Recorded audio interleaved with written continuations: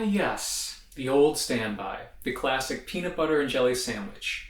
What can you say about it that hasn't already been said? I actually make one of these every single day for lunch, partially because I love peanut butter and I eat it like yogurt when no one's looking, and also because lunch options in Midtown are garbage. And I absolutely love this simple 3-ingredient sandwich, but it doesn't mean it doesn't deserve a glow up. And that's why today I'm going to show you how to take the humble peanut butter and jelly sandwich to the next savory, funky, mouth-watering level with just a few small changes.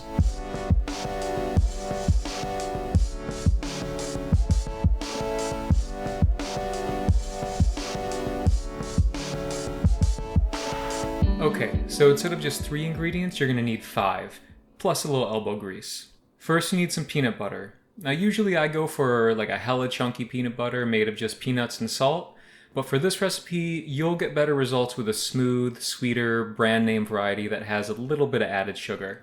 And next, you're going to need the ingredient that takes the sandwich to the astral plane, red miso paste. And if you're unfamiliar, here's a 90-second breakdown. So, as a cooking ingredient, I like to think of miso paste as a highly concentrated, instant form of umami. It's what Kenji Lopez Alt might refer to as a culinary building block, something that quickly and easily adds a flavor boost to any food. And I mean any food, even something as pedestrian as a peanut butter and jelly sandwich. And just like soy sauce, miso paste is made by fermenting and then aging soybeans. But unlike soy sauce, miso paste tends to come in a much wider variety with more noticeable differences other than just the brand name. And miso paste can range in terms of color, saltiness, sweetness, and funkiness. There are a lot of options. Step into any Japanese grocery and you'll see what I mean. The full spectrum of miso is basically bookended by white and red miso.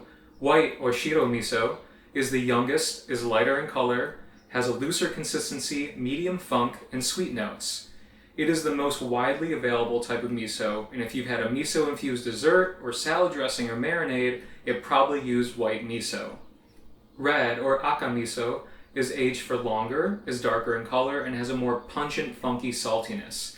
This is the high-octane miso that might be found in miso soup or ramen broth or anything that needs a real savory kick in the ass. There's also yellow or shinshu miso, which is sort of the middle ground between white and red. And this is all just the tip of the miso iceberg. But the main thing I want you to take away from this is that it's a highly versatile, useful ingredient to keep around. If you don't do it already, go out and get yourself some, keep it around. It's such an easy and effective way to elevate a dish with very minimal lift. Okay. Back to the sandwich. Welcome back. The next ingredient you're going to need is honey, and any old kind will do. Then you're going to need some jelly, or in this case, preserves. Of course, you're welcome to experiment with different kinds, but I found the best results with mixed berries. That way you get a balance of sweet and tart flavors. Lastly, you're going to need some bread. Otherwise, it's going to be messy business eating this thing. For this recipe, I'm using Japanese milk bread. Milk bread is unique because it starts with a type of roux called a tansong, or yudane, that fortifies the dough and produces a bread that is fluffier, chewier, and richer. Milk bread has a really thin crust, and because the loaf is typically made of several smaller rolled loaves, you get these nice feathery layers in the finished product. It's a lot like white bread, but not as bland, and it's a lot like brioche, but not as rich. And if you can't find milk bread or don't feel like making it from scratch, you can definitely get away with using regular white bread. Or, if you're really trying to party, you could always use a 4-chunk of Hawaiian sweet rolls. And now that we've rounded up our ingredients, we just need to do a little mixing. Take your peanut butter and add the miso. Remember, a little goes a long way. I'm using a rounded teaspoon, which is about a 1:6 ratio of miso to peanut butter. Then add a nice drizzle of honey, which really complements both the peanut butter and miso, and give this all a good mix, making sure everything is evenly combined.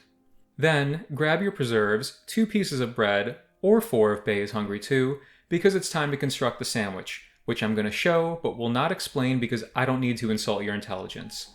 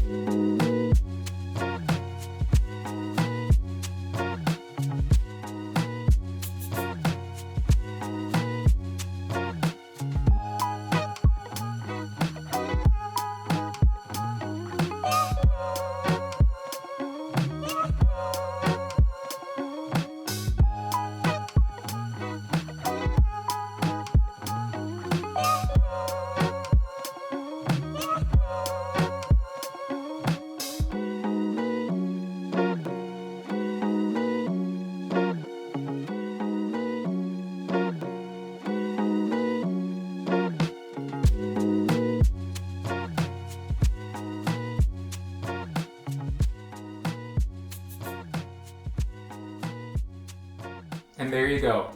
Aren't they cute? Look at this guy. This is like a perfect isosceles triangle. That is just so good and interesting. And I think that one of my favorite things about this recipe is that, like, looks can be deceiving. You look at it and you're like, okay, true, that is indeed a peanut butter and jelly sandwich. In fact, it looks nearly archetypal, but it looks basic, typical. And then you take a bite and that miso umami hits your taste buds on the back end, and all of a sudden you're like, whoa, where did that come from? What's going on? Why am I salivating? Why can't I put this down? So is this recipe groundbreaking? No, it's not. But it is a simple and effective way to take a good sandwich and make it better. And sometimes in life, that's all you can ask for. So if you decide to give it a try, let me know down in the comments what you think. I hope you enjoy. Thank you for watching, and bon appetit.